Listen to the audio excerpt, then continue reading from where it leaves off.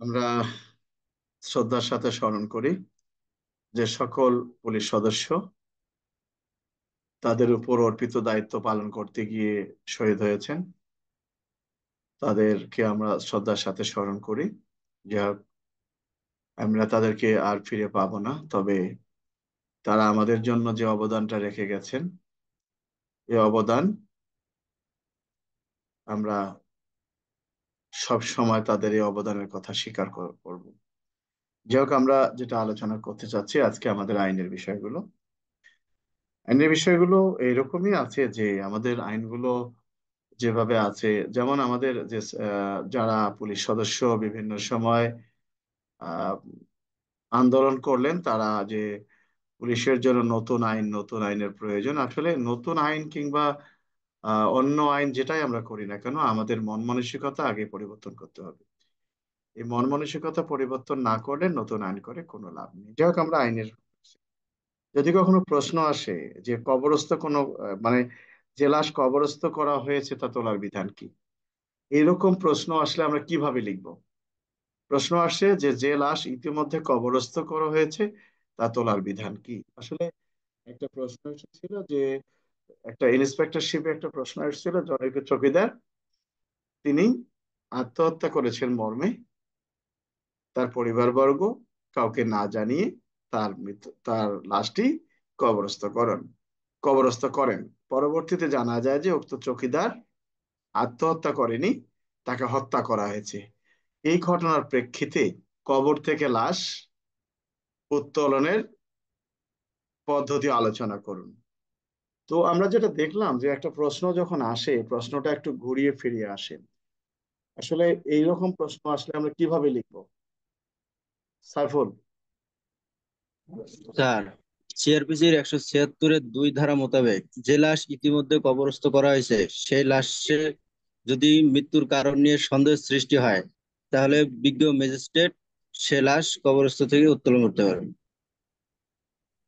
আহ, আলোচ্য প্রশ্নে আলোচ্য প্রশ্নে এরকম চৌকিদারের মৃতদেহটি জি স্যার। মৃত্যুর কারণ পরীক্ষা নিরীক্ষা করিবার লক্ষ্যে কবর থেকে উত্তোলনের আদেশ ক্ষমতাবান ম্যাজিস্ট্রেট সিআরপিসির 176-এর 2 ধারা অনুযায়ী প্রদান করতে পারবেন।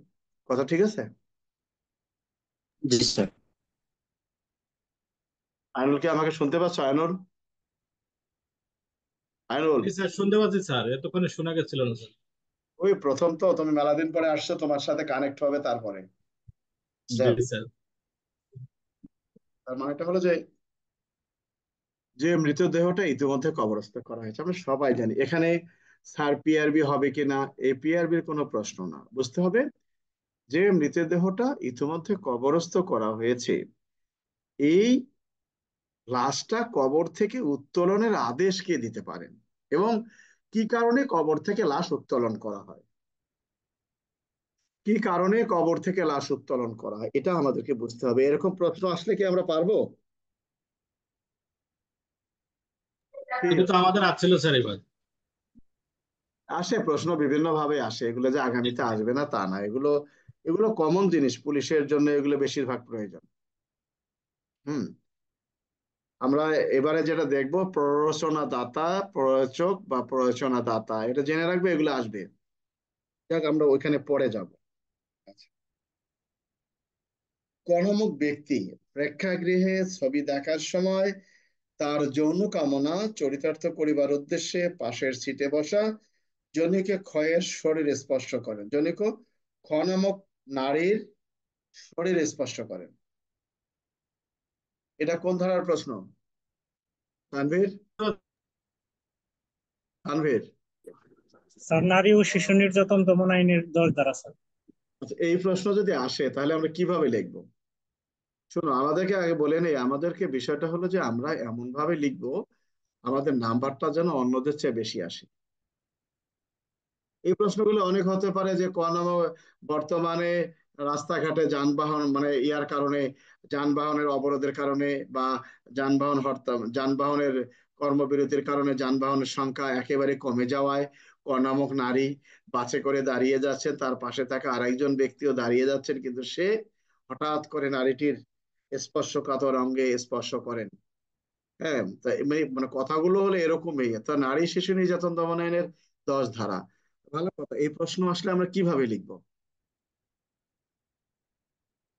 তানভীর, আমরা কিভাবে লিখবো?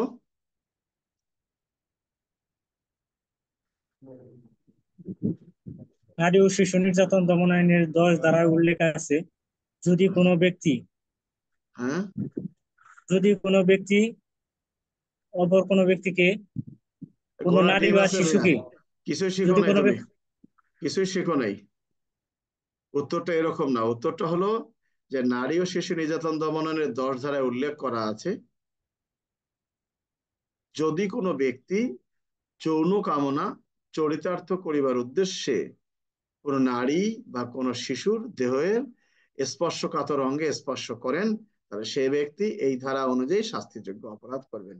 আলোচ্য প্রশ্নে ক নামক নারী প্রেক্ষাগৃহে ছবি দেখার সময় খ নামক ব্যক্তি তার যৌন কামনা চরিতার্থ করিবার উদ্দেশ্যে তার স্পর্শকাতর অঙ্গে স্পর্শ করায়, এই খ নারী ও শিশু নির্যাতন দমন আইনের 10 ধারায় শাস্তিযোগ্য অপরাধ করেছেন।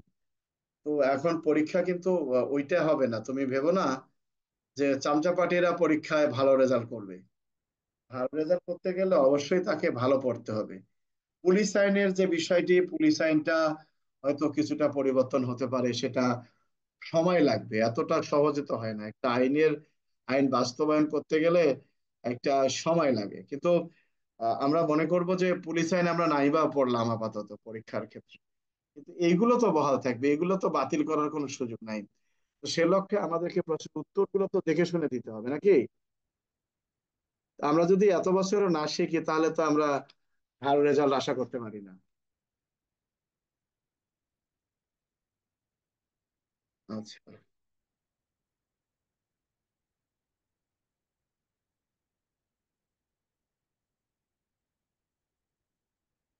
এগুলো অনেক প্রশ্ন আসছিল।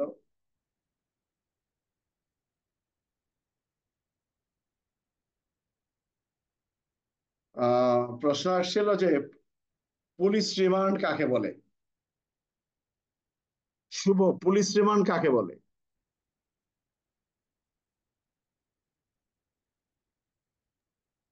স্যার আসসালামু আলাইকুম স্যার। সিআরপিসির 163 স্যার, 164 ধারা মোতাবেক স্যার। পুলিশ রিমান্ড কাকে বলে?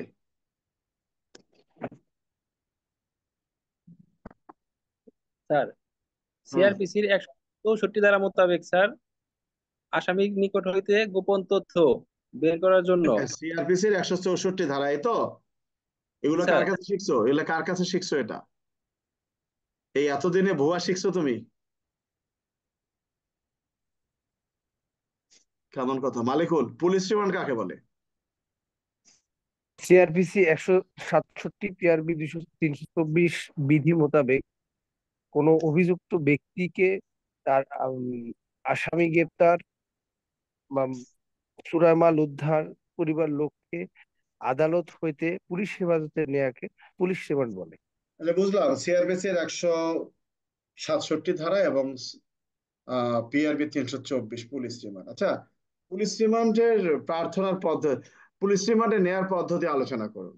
এরকম প্রশ্ন যদি আসে যে পুলিশ রিমান্ড কি, পুলিশ রিমান্ডে নেয়ার পদ্ধতি আলোচনা করুন, আমরা কিভাবে লিখবো সাইফুল?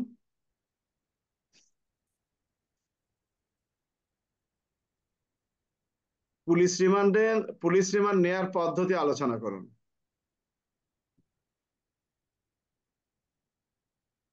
কি সাইফুল, শুনতে পাচ্ছ না? বিকাশ, পুলিশ স্যার রিমান্ড, বিকাশ, পুলিশ রিমান্ড নেয়ার পদ্ধতি আলোচনা করুন। স্যার হ্যাঁ, কি বলো বিকাশ, বলো। স্যার আহ, স্যার কার্যবিধি আইনের 167 ধারা, পিআরবি 324 ধারা 24 বিধি অনুসারে হ্যাঁ, আস চোরাই মাল উদ্ধার উদ্ধার ঘোড়ার করার ডিম, জন্য। ঘোড়ার ডিম শিখছো এতদিনে, এ ফাও ক্লাস করে লাভ নেই, পরীক্ষার আছে 1 মাস, এই ফাও ক্লাস করে কোনো লাভ নেই। আমি নিজে কিছু শেখাইতে পারি নাই। সরকার যেমন পালাই গেছে ওরকম আমারও পালাই যেতে হবে তোমাদের কাছ থেকে। ফাও, এগুলো কোনো ফাও কোনো কাম নেই। আইনুল, পুলিশ রিমান্ড নেয়ার পদ্ধতি আলোচনা করুন। স্যার, কোনো তদন্তাধীন মামলা 24 ঘন্টার মধ্যে যদি সমাপ্ত না হয় তাহলে গ্রেপ্তারকৃত আসামিকে পুলিশ হেফাজতে নিয়ে জিজ্ঞাসাবাদের নিমিত্তে বিজ্ঞ আদালত বরাবর পুলিশ রিমান্ডের আবেদন করতে হবে। বিজ্ঞ আদালতের অনুমতি সাপেক্ষে উক্ত আসামিকে হেফাজতে নিয়ে অর্থাৎ জিজ্ঞাসা। এখানে সিআরপিসি এর 167 এবং পিআরবি 324, এই দুটো জি বিষয় স্যার। যদি আমরা আলোচনা করি তাহলে পুলিশ রিমান্ড নেওয়ার পদ্ধতি হলো যে ফৌজদারি অপরাধে রুজুকৃত মামলার তদন্তকারী কর্মকর্তা তার মামলার তদন্ত যদি 24 ঘন্টার মধ্যে সমাপ্ত করতে না পারেন, সেক্ষেত্রে গ্রেপ্তারকৃত আসামিকে আদালতে প্রতিবেদনের মাধ্যমে প্রেরণ পূর্বক তিনি কি করতে পারেন, এই প্রতিবেদন সহ প্রেরণ পূর্বক আসামিকে পুলিশ রিমান্ডের জন্য আবেদন করতে পারবেন। এখন এই আবেদনখানা তিনি কিভাবে পাঠাবেন? আবেদনখানাতে সাথে অবশ্যই কেস ডায়েরি সহ কমপক্ষে সিনিয়র সহকারী পুলিশ সুপারের সুপারিশ সহ আদালতে প্রেরণ করবেন। অর্থাৎ এই তদন্তকারী কর্মকর্তা এই পুলিশ রিমান্ডের একখানা আবেদন, কেস ডায়েরি এবং গ্রেপ্তারকৃত আসামি সহ সহকারী পুলিশ সুপার কমপক্ষে তার মতামত এবং তার সুপারিশ সহ আদালতে প্রেরণ করবেন। নেওয়ার পদ্ধতি আলোচনা, কিভাবে আপনি নিবেন? তাহলে আপনাকে আবেদন করতে হবে, আবেদনে আপনার বিষয়াদি উল্লেখ থাকবে। এরপরে কি হবে, আপনি কেস ডায়েরি সহ আদালতে এই পুলিশ রিমান্ডের আবেদনখানা প্রেরণ করবেন। এই তো নাকি? আইনুল,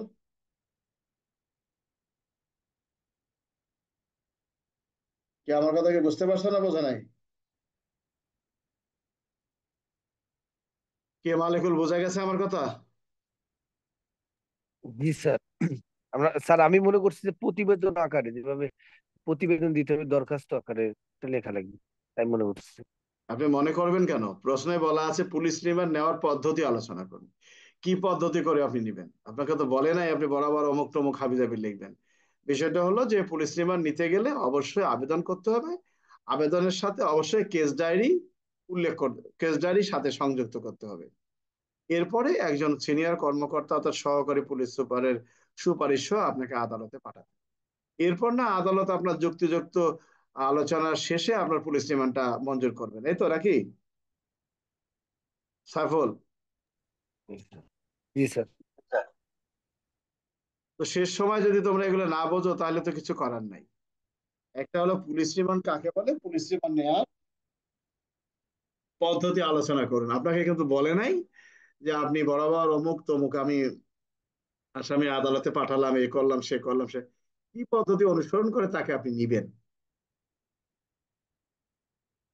তাহলে পদ্ধতি হলো এটাই যে এই আসামিটাকে প্রতিবেদন সহকারে আদালতে পাঠাবো, সে প্রতিবেদনের সাথে অবশ্যই কেস ডায়েরি থাকতে হবে এবং সেটা একজন সহকারী, পিআরবি 324-এ বলা আছে যে একজন এএসপি পদমর্যাদার ব্যক্তির সুপারিশ সহকারে আদালতে পাঠাতে হবে,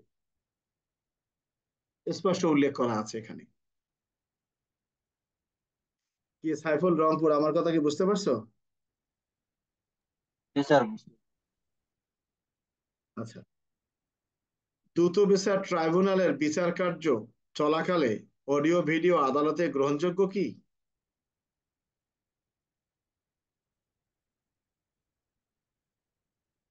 দ্রুত বিচার ট্রাইব্যুনাল, এখানেও কিন্তু অডিও ভিডিও আদালতে গ্রহণযোগ্য। কত ধারা এটা? 14 ধারা স্যার। 14। আইন চোদ্দ শৃঙ্খলা- ধারা। আচ্ছা, এই এই বক্তব্যটা কি, এই যে অডিও ভিডিও আদালতে গ্রহণযোগ্য, এই বক্তব্যটা কি?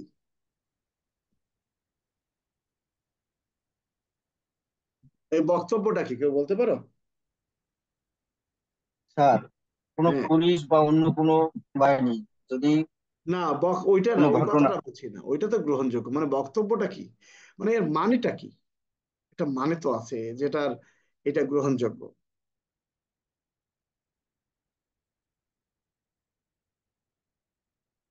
কি বলতে পারো?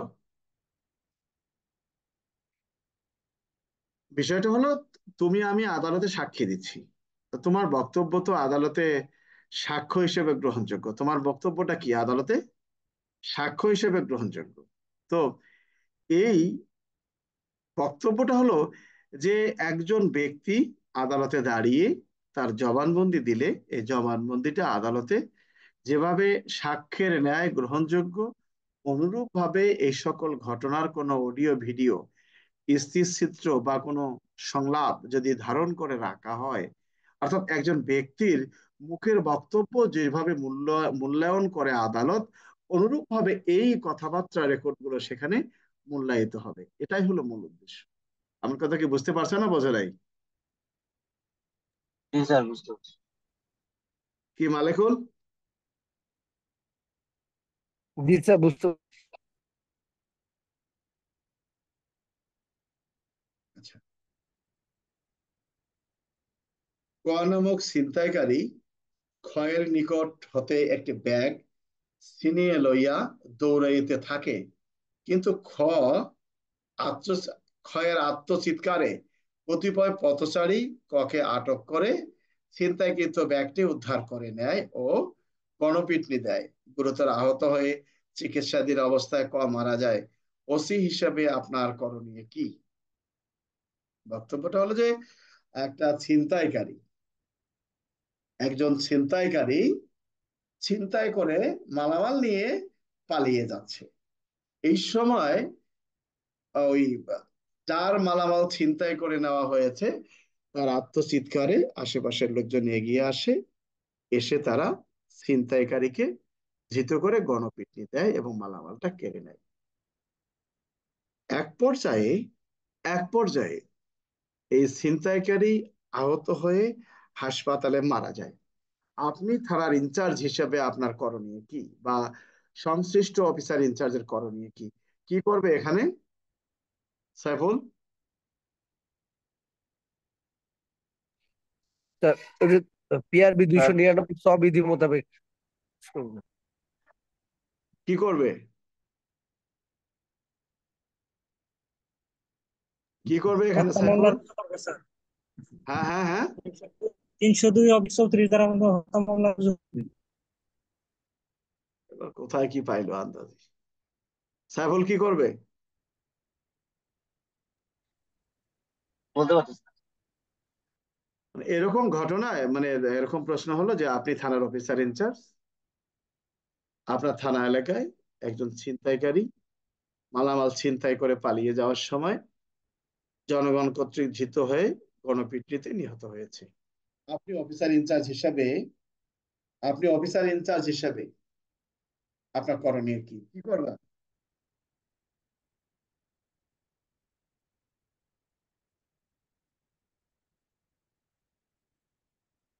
কি আইনুল বলতে পারবা কি করতে হবে?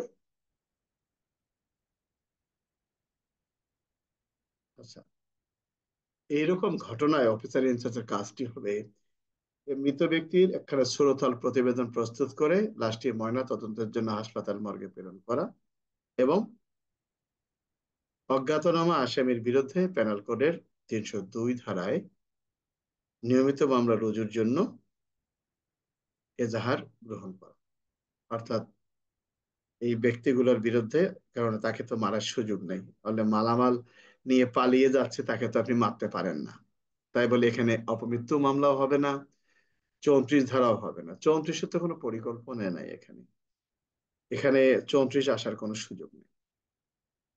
এখানে অজ্ঞাতনামা আসামিদের বিরুদ্ধে পেনাল কোডের 302 ধারা অনুযায়ী, এখানে 302, এখানে আরেকটা হতে পারে যেখানে অলরেডি এটা তো সমাবেশটা বেআইনি সমাবেশ হয়ে গেছে এখানে, এরকম না, সরাসরি 302 ধারা এখানে তাদের বিরুদ্ধে নিয়মিত মামলা রুজুর জন্য এজাহার গ্রহণ করবেন। আর লাস্টটা পোস্টমর্টম করার জন্য সুরতহাল প্রতিবেদন প্রস্তুত করে হাসপাতাল মর্গে প্রেরণ করবেন।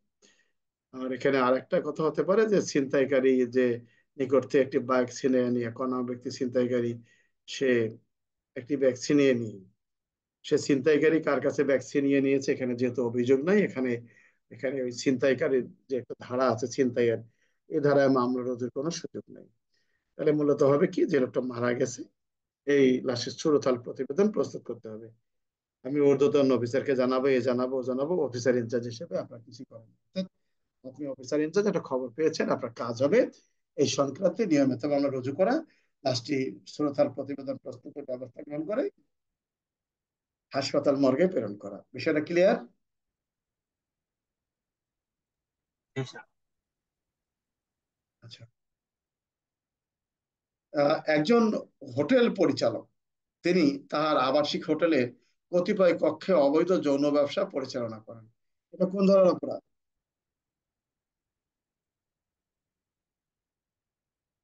কি কেউ যদি কোনো হোটেলে,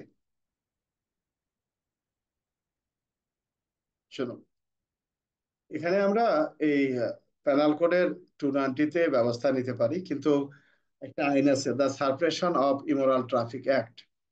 এটা নীতি বহির্গত, যে বহির্ভূত যে একটা ব্যবসা আছে, the suppression of immoral traffic act. এখানে বলা আছে কোনো ব্যক্তি যদি আহ যৌন কাজ করিবার উদ্দেশ্যে কোনো নারীকে তার হোটেলে কক্ষে ভাড়া দেন বা ব্যবসা পরিচালনা করেন, কিন্তু এখানে আমরা যেটা দেখবো সরাসরি এই তার বিরুদ্ধে পেনাল কোডের 290 ধারায় ব্যবস্থা গ্রহণ করা যাবে।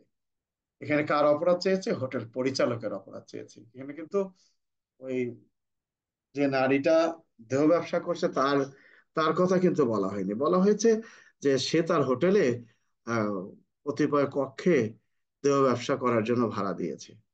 তার অপরাধটা পেনাল কোডের 290 ধারা। কি আমার কথা বুঝতে পারছো মালিকুল? জি স্যার। তোমাদের লোকজন কি আজও ডিউটি করতেছে না এখনো হাজির হয়নি, কোনটা?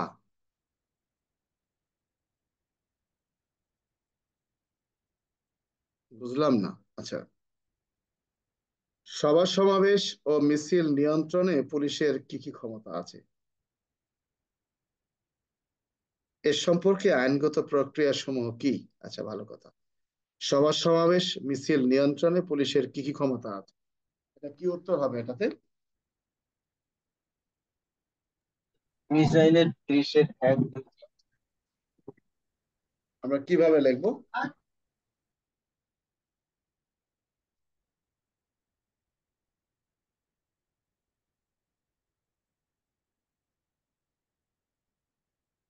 কে, তাদের কি কিছু জানা আছে?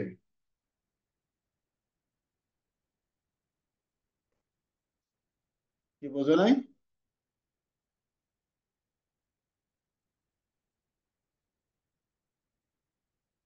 কে, সাইফুল বলো। স্যার, পুলিশ আইনের 30-1 ধারায় বলা আছে, পুলিশ সুপার বা সহকারী পুলিশ সুপার জনসাধারণের চলাচলের রাস্তায় জনসমাবেশ বা সভা মিছিল মিটিং অর্থাৎ কোন রাস্তায় পুলিশ কখন আইনের, যাবে তার নিয়ন্ত্রণ। আচ্ছা, অর্থাৎ পুলিশ আইনের 30-1 ধারার মধ্যে বলা আছে যে একজন পুলিশ সুপার বা সহকারী পুলিশ সুপার তার আওতাধীন এলাকায় সভা সমাবেশ বা মিটিং মিছিল নিয়ন্ত্রণ করতে পারবেন, এই তো নাকি?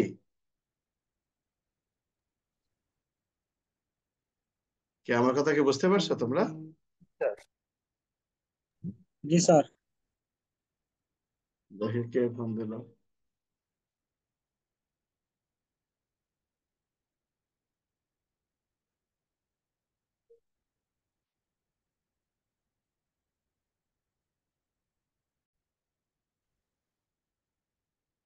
বিষয়টা হলো যে এই পুলিশ আইনের যে প্রশ্ন একটা আসে, এটা কিন্তু প্রায় আসে যে সভা সমাবেশ বা শোভাযাত্রা, ভালো করে বুঝতে হবে, সভা সমাবেশ বা শোভাযাত্রা নিয়ন্ত্রণে, নিয়ন্ত্রণ বলতে কি? অর্থাৎ যে অবস্থায় আছে সে অবস্থা থেকে যেন এই শোভাযাত্রাটা বা মিটিং মিছিলটা আর বাইরে না যায়, অর্থাৎ নিয়ন্ত্রণে যেন থাকে। তো এই জন্য পুলিশ কি ব্যবস্থা নিতে পারেন, এইরকম প্রশ্ন আসলে আমরা সরাসরি পুলিশ আইনের 30-1 থেকে শুরু করে 4 পর্যন্ত যে ধারাগুলো আছে আমরা এটাই লিখবো। যদি আইন পরিবর্তন হয় সেটাও তো আমরা জানতে পারবো। তো আমরা কিছু কিছু প্রশ্ন আছে যেগুলো কিনা আমাদের বিভিন্ন সময় ঘুরে ফিরে পরীক্ষায় আসে, এই প্রশ্নগুলো আমাদেরকে বুঝতে হবে। আমার কথা কি বুঝতে পারছেন না বোঝা নাই? জি স্যার, বুঝতে পারছি। আচ্ছা, স্রোত সাক্ষ্য কাকে বলে? স্রোত সাক্ষ্য মানে স্রোত সাক্ষ্য কাকে বলে? এটা কি শোনা সাক্ষী না কি? জি স্যার, মৌখিক সাক্ষী, সাক্ষ্য আইনের 60 ধারা। যদি কখনো প্রশ্ন আসে যে মৌখিক সাক্ষ্য সকল ক্ষেত্রেই প্রত্যক্ষ হইতে হইবে, ব্যাখ্যা করুন, তাহলে আমরা কোন ধারা দেব? তো একই ধারা হবে স্যার, 60 ধারায় হবে স্যার। আচ্ছা, তাহলে আমরা উত্তরটা কিভাবে লিখব?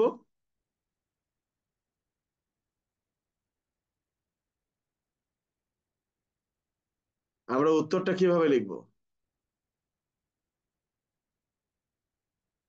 স্যার, হ্যাঁ, সাক্ষ্য আইনের 60 ধারায় উল্লেখ আছে যে মৌখিক সাক্ষ্য সর্বদাই প্রত্যক্ষ হইতে হবে, অর্থাৎ যে ব্যক্তি দেখেছে তাকে আদালতে উপস্থিত হয়ে বলতে হবে আমি ঘটনা দেখেছি।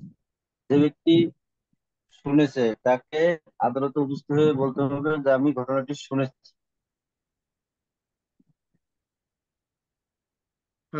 বিষয়টা হলো যে সাক্ষ্য আইনের 60 ধারায় বলা আছে যে মৌখিক সাক্ষ্য সকল ক্ষেত্রে প্রত্যক্ষ হইতে হবে, তার মানে কি দেখতে হবে তা তো না। তার মানে কি, এর বক্তব্যটা হলো যে মৌখিক যে সাক্ষ্য আছে, অর্থাৎ আমি যদি কিছু বলতে চাই তাহলে আমাকে আদালতে গিয়ে বলতে হবে যে ঘটনাটা আমি দেখেছি। আর যদি কেউ বলে যে আমি ঘটনাটা শুনেছি, তো এই সাক্ষ্য আইনের 60 ধারায় বলছে যে সেই ব্যক্তিটাকে আদালতে গিয়ে বলতে হবে যে ঘটনাটি আমি দেখেছি। কেউ যদি বলে যে আমি ইন্দ্রিয় দ্বারা ঘটনাটি অনুধাবন বা বুঝতে পেরেছি, সে কথাটা তাকেই আদালতে গিয়ে বলতে হবে যে আমি এই বিষয়টা ইন্দ্রিয়ভাবে অনুধাবন করতে পেরেছি। বিষয়টি যদি বিষয়টি যদি কেউ যদি মনে করেন যে কোনো বিশেষজ্ঞ যদি মনে করেন যে আদালতে যে মামলার বিচার হচ্ছে এই মামলা সংক্রান্তে যে একটা আলামত পরীক্ষা নিরীক্ষা করে মতামত প্রদান করা হয়েছে, এই মতামতের বিষয়টি আমি প্রদান করেছি, তাহলে এই সাক্ষ্য আইনের 60 ধারা বলছে এই মতামতের বিষয়টি সেই বিশেষজ্ঞকেই আদালতে গিয়ে বলতে হবে যে বিষয়টা কি আমি এই বিষয়টা সম্পর্কে আদালতে মতামত দাখিল করেছি, এই তো নাকি? জি স্যার। স্যার, মৌখিক সাক্ষ্য সকল ক্ষেত্রেই প্রত্যক্ষ হইতে হইবে, ব্যাখ্যা দিন। হ্যাঁ, কারো কিছু বলার আছে এই সম্পর্কে? কি কিছু বলার আছে? না স্যার, না, আচ্ছা, বলার নাই যে। প্রশ্নের উত্তরগুলো আমরা যদি সাজিয়ে গুছিয়ে লিখি তাহলে কিন্তু আমাদের ভালো হবে। কখন স্রোত সাক্ষ্য প্রাসঙ্গিক?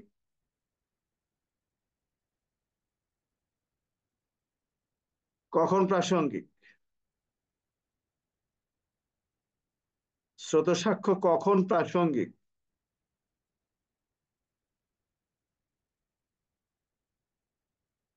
কি আইনুল বলতে তো পারবা সাক্ষ্য স্রোত আইনের 60।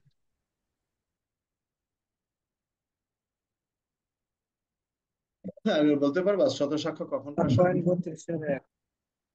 হ্যাঁ, সাক্ষ্য আইনের 32-এর 1 ধারা মোতাবেক স্রোত সাক্ষ্য প্রাসঙ্গিক। অর্থাৎ বক্তব্যটা হলো যে এই 32-এর 1 স্রোত সাক্ষ্য মানে কি? শোনা সাক্ষ্য। শোনা সাক্ষ্য নাকি নাকি স্যার, জি স্যার। কেন 32-এর 1 ধারা এখানে প্রাসঙ্গিক? মানে 32-এ 1 স্যার, ওই যে মৃত্যুর পুরো মুহূর্তে যে মানে মৌখিক ভাবে যে বক্তব্যটা দেয়, সেক্ষেত্রে আর কি 32-এ 1 প্রাসঙ্গিক। আসামির অজুহাত কি, বা অজুহাত কাকে বলতে, বা অজুহাত বলতে কি বুঝেন? অজুহাত কি?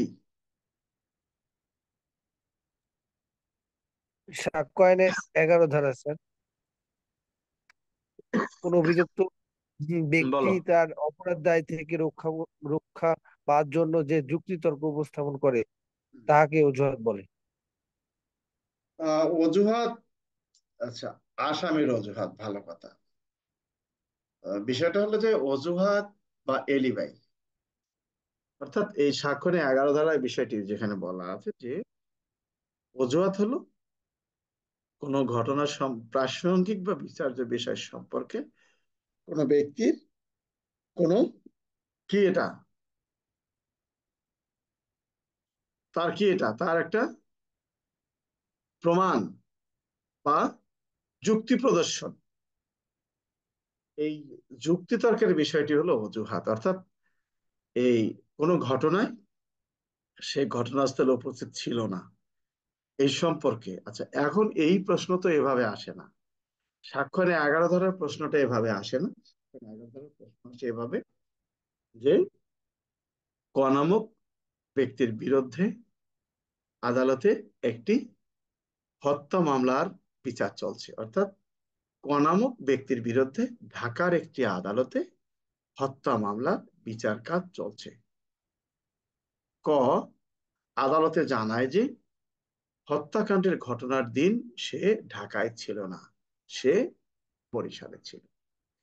এই ধরনের বক্তব্য আদালতে প্রাসঙ্গিক কি কি প্রাসঙ্গিক কিনা? জসিম,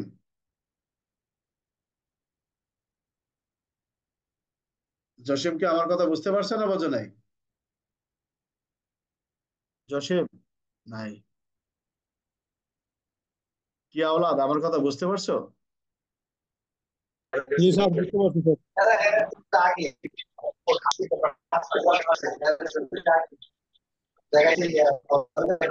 তোমার সাউন্ড আসে, এই সাউন্ড আসাকে বন্ধ করো। এখানে যে বক্তব্যটা হলো যে একজন ব্যক্তির বিরুদ্ধে আদালতে একটা হত্যা মামলা বিচার চলছে, কোথায়? ঢাকার একটা আদালত। তো সে বললো যে স্যার আমি তো ওই ঘটনার দিন ছিলাম না। এখন তার যে এই যুক্তি প্রদর্শন, তার যে এই অজুহাত, এই অজুহাতটাই সাক্ষ্য আইনের 11 ধারা অনুযায়ী আদালতে প্রাসঙ্গিক। অর্থাৎ সে নিজেকে নির্দোষ বা ঘটনার সাথে সে জড়িত নয় মর্মে যে সকল দাবি উত্থাপন করেছেন, এই দাবি দাবার বিষয়গুলো আদালতে গ্রহণযোগ্য কিনা। তো সাক্ষ্য আইনের 11 ধারা বলছে যে এটি আদালতে প্রাসঙ্গিক। আমার কথা কি বুঝতে পারছো না বোঝো নাই? জি স্যার, বুঝতে পারছি। কি সাইফুল?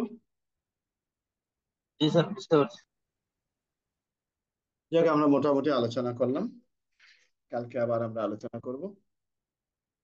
কারো কিছু বলার থাকলে বলতে পারো। স্যার, শ্রুতি সাক্ষ্যটা বুঝলাম না স্যার। শোনা সাক্ষ্য,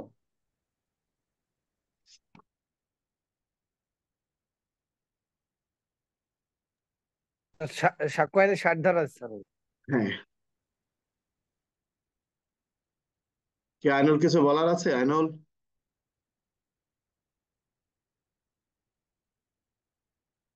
আইনুল কিছু বলবা? তোমার সাউন্ড আসে না, তোমার সাউন্ড আসতেছে না আইনুল।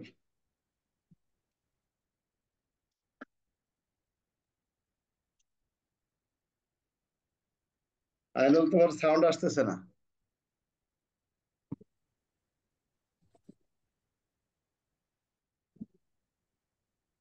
এখন শোনা যায় স্যার? হ্যাঁ, এখন শোনা যায়, বলো কি আজকে অবস্থা তো তোমাদের? জয়েন করলেন স্যার, কালকে বলবো না স্যার। আচ্ছা, আর কারো কিছু বলার আছে তোমাদের? পরীক্ষার সামনে মনোযোগ সহকারে দিতে হবে। স্যার, আর যে, স্যার হ্যাঁ বলো। স্যার, একটা প্রশ্ন স্যার। অবৈধ সমাবেশ নিয়ন্ত্রণের ক্ষেত্রে অতিরিক্ত ফোর্সের সাহায্য জরুরি হয়ে পড়ে কোন ধারা হবে স্যার? বুঝলাম না, কি বলছো তুমি? অবৈধ সম অবৈধ সমাবেশ নিয়ন্ত্রণের সময় অতিরিক্ত ফোর্সের সাহায্য জরুরি হইয়া পড়িল হুম। কোন ধারা হবে স্যার?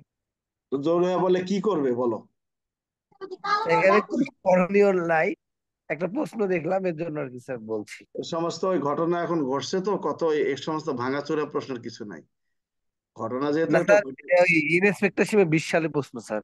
এটা ওইভাবে না, প্রশ্নটা হলো যে দেখো উপরে কিছু লেখা আছে, যে সংশ্লিষ্ট অফিসার ইনচার্জের করণীয় কি, বা হ্যাঁ, অমুক। উপরে কর লেখা আছে, আছে স্যার। হ্যাঁ হ্যাঁ, এটা তো বুঝলাম, তাহলে তার করণীয়টা কি? অতিরিক্ত ফোর্সের প্রয়োজন দেখা দিলে তিনি কি করবেন? তিনি ঊর্ধ্বতন অফিসারকে জানাবেন।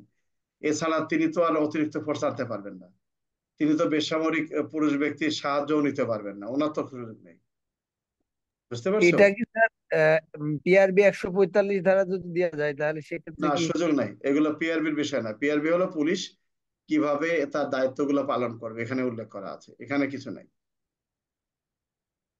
পিআরবি 145-এর মধ্যে যে কথাটি বলা আছে সেখানে হলো যে সশস্ত্র পুলিশ দল নিয়োগ,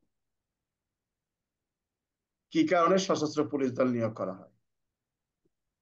আবার যদি এই প্রশ্নটা অন্যভাবে আসতে পারে যে সাধারণভাবে যদি কোনো স্থানে সাধারণ পুলিশের দ্বারা কোনো পরিস্থিতি নিয়ন্ত্রণ সম্ভব না হয়, সেক্ষেত্রে অফিসার ইনচার্জ কি ব্যবস্থা নিতে পারে, তখন 145 আসবে যে অফিসার ইনচার্জ তার থানায় থাকা যে ফোর্স গুলো আছে এই ফোর্স গুলোকে নিয়ে তিনি ঘটনাস্থলের উদ্দেশ্যে রওনা করতে পারবেন বা কাউকে প্রেরণ করতে পারবেন। আমার কথা বুঝতে পারছো? জি স্যার। প্রশ্ন তো বলতে হবে। হ্যাঁ, আর কারো কিছু বলার আছে আওলাদ? স্যার ওই যে আমাদের ভিডিও গুলা দিয়ে দিলে ভালো হইতো স্যার, ভিডিও গুলো পাওয়া যাচ্ছে না। তোমার ক্লাসে তো করলাম না, তুমি ভিডিও চাচ্ছ কোন থেকে? না স্যার, এই যে গতদিন ক্লাস করছিলেন আমি পাই নাই। তো গত আমরা কোনো ক্লাসই করিনি, ক্লাসে কোনো ভিডিও আমরা দেই নেই। ও তাহলে ঠিক আছে। ওই যে ই সম্পর্কে ভিডিও সব ইউটিউবে থাকবে, ভিডিও সব ইউটিউবে থাকবে, সেখানে দেখে নিও। তো ঠিক আছে, সবাই ভালো ঠিক থাকো। ধন্যবাদ ঠিক আছে। সবাইকে, সাবধানে থেকো। প্রতিদিন